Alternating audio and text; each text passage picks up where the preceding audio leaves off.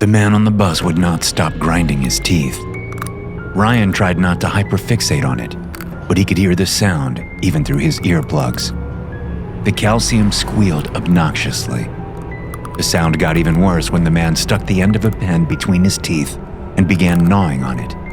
He circulated it through his mouth, pushing it around with his tongue and squeezing it between his back molars. Ryan bent over in his seat and cupped his hands over his ears to further block out the sound. The man stared at him. Ryan did not know how far away his stop was, but he was close to snapping. The man seemed to be doing it on purpose, like he could tell how much it was getting on Ryan's nerves. He bit down on the pen cap until it cracked, and then he sucked it into his mouth, rattling it against his teeth while never once moving his gaze. Ryan didn't have anything to throw at him, but he wished that he did. He would start taking off his shoes and hurling those if the bus did not stop soon.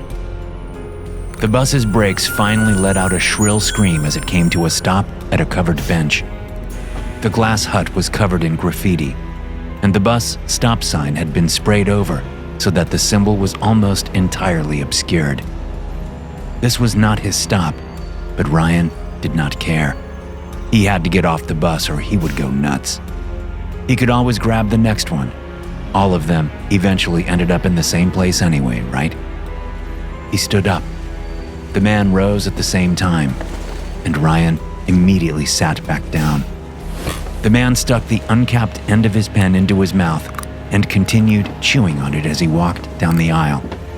His puffy coat bumped against the shoulders and sides of other people who had not been fortunate enough to find an available seat. Ryan looked up as the man stopped in front of him. He smelled sour, like corner store beer and unwashed armpits. The man stared at him a little longer. Ryan could feel his eyes drilling into the top of his head, but he did not look up. He did not want to accidentally catch the man's gaze. "Hey, buddy." The man's voice was coarse. Ryan looked up and a wet, chewed-up pen hit him in the face. Ryan swallowed a scream.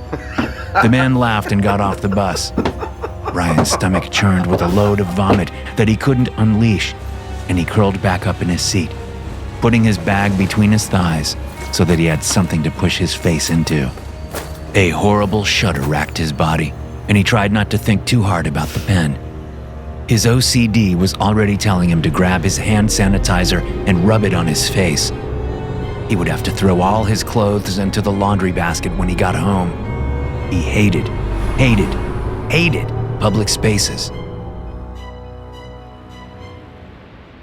As soon as Ryan walked into his apartment, he threw his bag down and started stripping. He pulled off his hoodie, his t-shirt, and his sweatpants.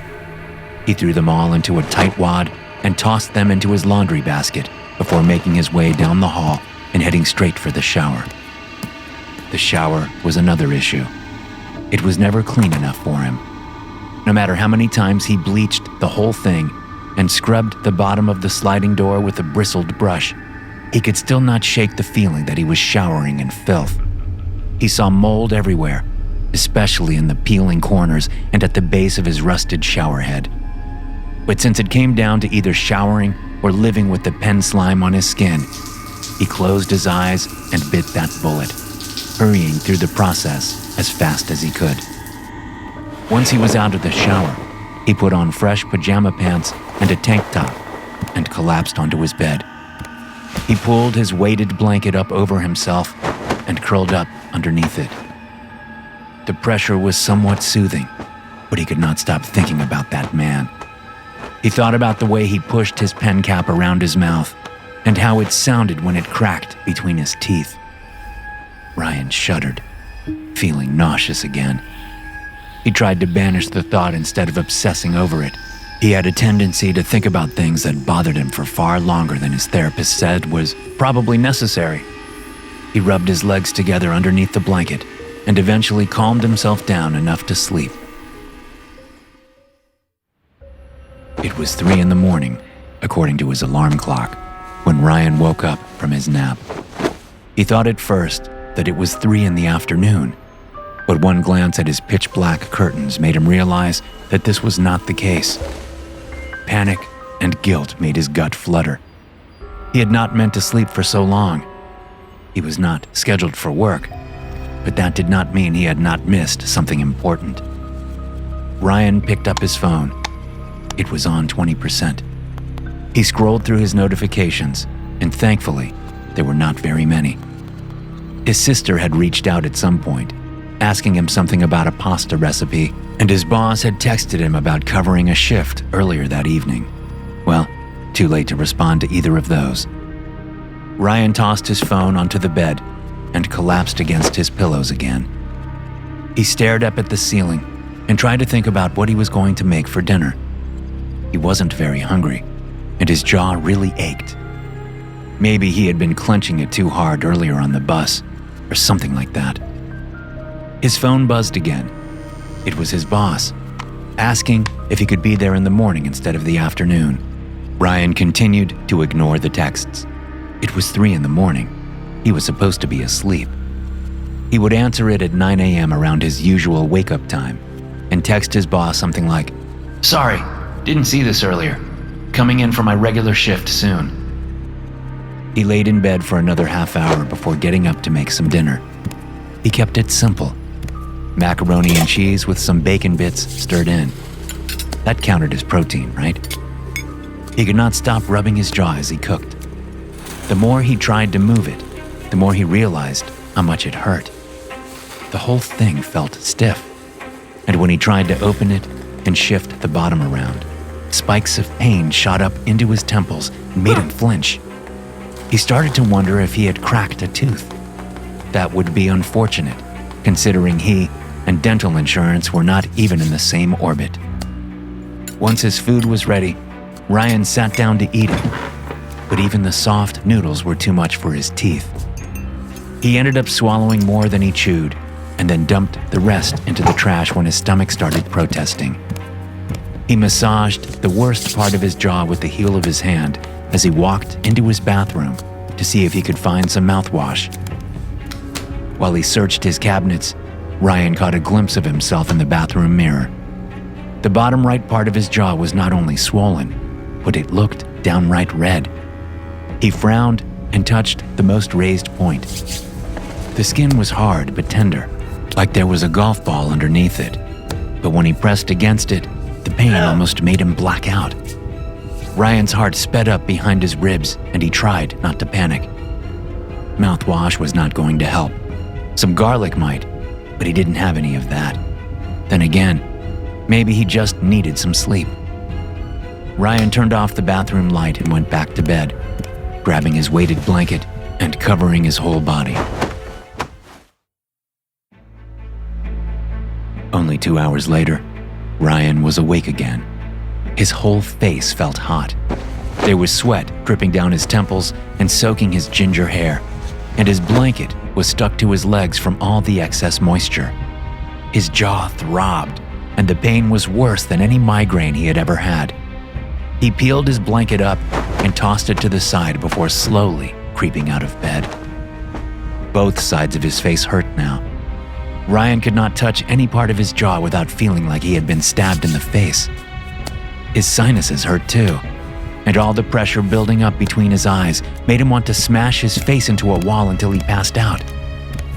He stumbled into the kitchen, rifling through a pink plastic basket for any kind of painkiller. He was almost out, but he found a few stray ibuprofens and grabbed them. He could barely open his mouth to take them. His tongue felt thick behind his teeth. Ryan dropped the pills onto his tongue, and they stuck. He gagged on the bitter, uncoated taste and tried to wash them down immediately with water. The water came spilling out of his slackened jaw like a fountain and made a pool underneath his feet. He managed to get enough of it into his mouth to swallow the pills, but for half a second, they lodged in his throat, and he almost threw up trying to choke them down. Ryan held onto the wall as he trudged from the kitchen back to the bathroom to take another look at himself in the mirror. Once he flipped on the light, he almost screamed at the sight of his own reflection. The whole bottom half of his face was puffy and red, like a fire truck. A red line made its way up from his jawline and followed a major vein to his temple. His first thought was infection, and then his second thought was, there is nothing I can do about it right now. His therapist had taught him something about radical acceptance. Work on accepting the things that you cannot change. There was no bus running from the apartment complex to the hospital at 5 in the morning. And even if there was, he would probably pass out before he got there. Either that, or he would make it, but he would be in the ER for 16 hours and miss work. Then his boss would get really busy. His mind ran rampant with all the possibilities, but he was accepting his fate. All he could do was go back to bed. Ryan slept lightly for a few more hours. Every time he would begin to get comfortable, his face would bump against his pillow, and then the pain would flare up again, always worse than before. A few times, he cried himself back to sleep from how badly it hurt. When his alarm went off, he hit the snooze button. When it went off the second or third time, he only had 30 minutes before he had to be at work. Ryan swore and jumped out of bed. That proved to be the wrong move. He was far too dizzy. As soon as his feet made impact, his head spun, and he collapsed to the ground. Ryan reached out to grab his bedside table for support. He ended up hitting his arm against the corner, and the sharp laminate sliced open a nice gash in his skin. Ryan hissed and pulled his arm close to his chest. Accident prone. That was what his sister had always called him. Only a little blood was rising to the surface when he checked to see how deep the cut went. Ryan dabbed at it with the side of his pajama pants until he was satisfied that it was not going to start pouring, and then he stood up again. He moved slowly, but he had to get ready for work. He had at least 3 more texts from his boss that he did not intend to read until he was on the bus, headed into his shift.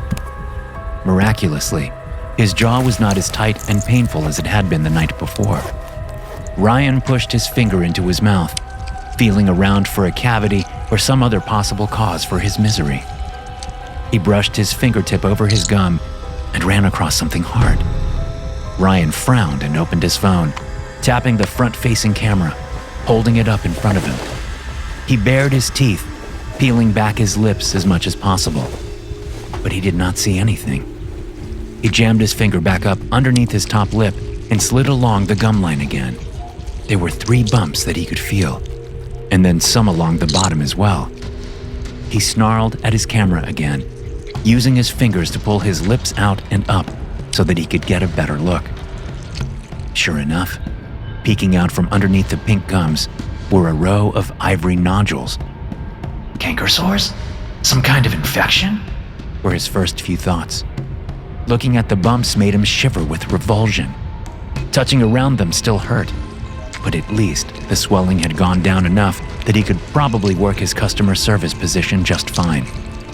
The gash on his arm was already starting to itch. Ryan scratched it with his short, jagged nails, and they came back bloody.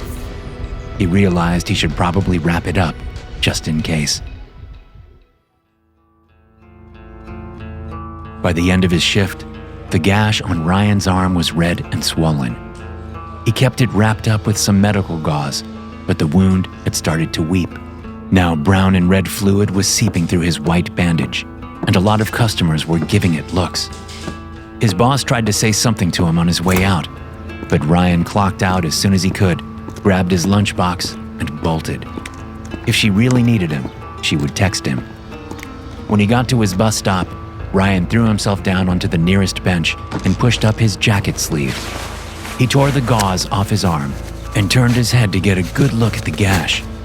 The edges were so swollen that they stuck out about half an inch higher than the rest of his skin. The wound looked smaller than it was, with the puffy edges creeping towards the center to close it up. He grimaced and put his jacket sleeve back down over it, which hurt like a bitch to do. It was not quite as bad as the pain in his jaw, which had come back with a vengeance, but it was still really, really unpleasant. Dinner was an impossible task that Ryan did not even attempt. He still had lunch left over from work that he had not been able to eat either.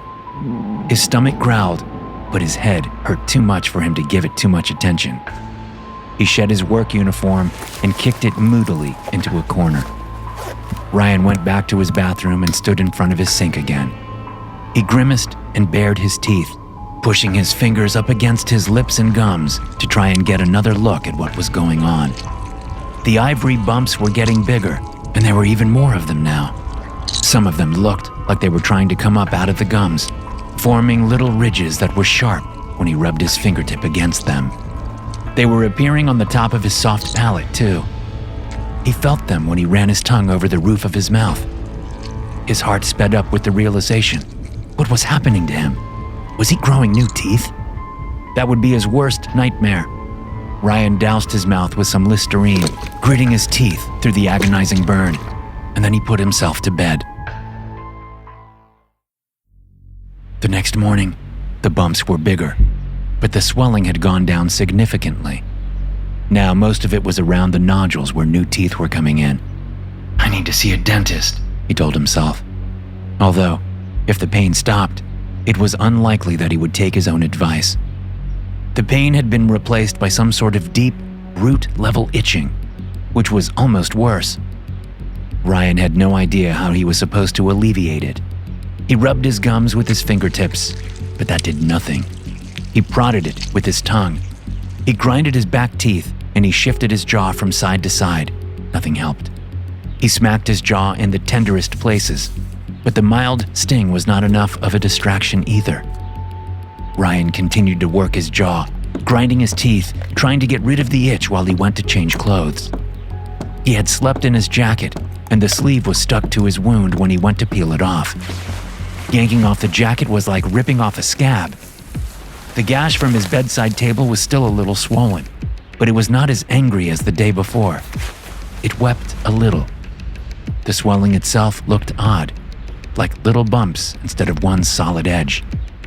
His morbid curiosity got the best of him. Ryan pressed his finger to the edge of the wound. Something hard was underneath the skin.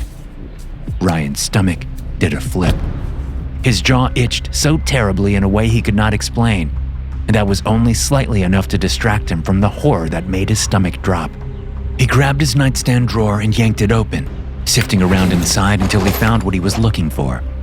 He pulled out a black ballpoint pen and stuck the pointed plastic cap in his mouth. He started chewing on it, grinding it between his back teeth.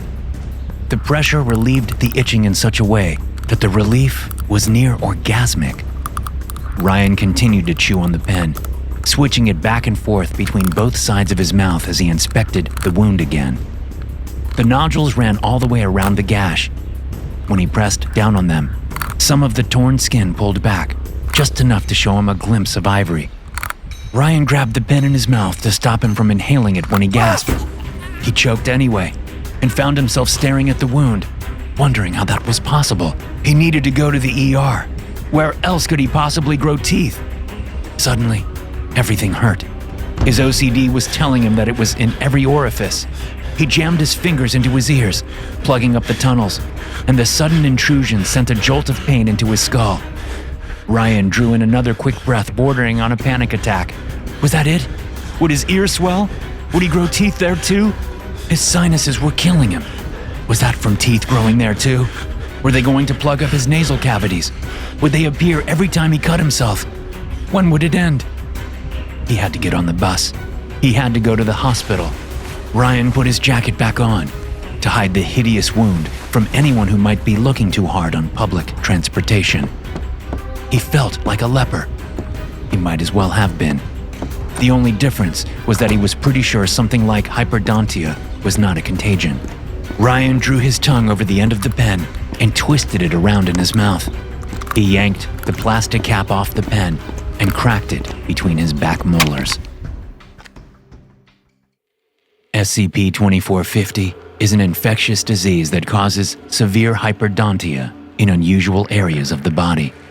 The vector via which this area infects is unknown. Level 5 HAZ suits have proven ineffective in preventing infection. The disease may affect a large number of mammalian species, including rodents, dogs, and humans. Approximately 23% of subjects exposed to the area contract SCP-2440. Infection may also be passed to new hosts through bites which draw blood, with an infection probability of 12%. Initial stage infection results in the patient presenting hyperdontia, the eruption of extra teeth, in various body orifices. The first orifice to be affected is usually the mouth, with teeth erupting from gums, palate, and frenulum. But once the disease has progressed, all bodily openings will be affected. The size of teeth grown varies, but tends to be proportional to the size of the opening. SCP-2440 teeth will grow at a rate roughly 12 times that of natural teeth, taking typically between 3 weeks and 9 months for a tooth to grow from germ to full root completion, depending on size. Teeth will grow in rows further and further back into the orifice as the disease progresses. Latter stage SCP-2440 infection will begin to occur once all natural bodily orifices have grown at least 1 full row of teeth. In this occasion, areas of the body which are not orifices but form a semi-closed shape, such the eyes or the interspaces between toes, will also begin to erupt teeth. In addition, any apertures formed in the body by external trauma, such as cuts to the skin, will develop SCP-2440 teeth. Calcium and other minerals required to grow the teeth are taken from the body's natural stores, and, consequently, SCP-2440 infection can result in osteoporosis and hypocalcemia. Patients may be kept alive despite this by administering calcium and mineral supplements and will keep producing teeth indefinitely. The tooth growing process has been described by patients as extremely painful and similar to the teething pains experienced by children and young adults during the development of normal teeth. Patients have described a strong desire to mitigate the sensation by biting or grinding affected teeth, and in the case of teeth formed in areas without the appropriate muscular or skeletal structure for biting, patients will rub or pound the teeth against solid objects.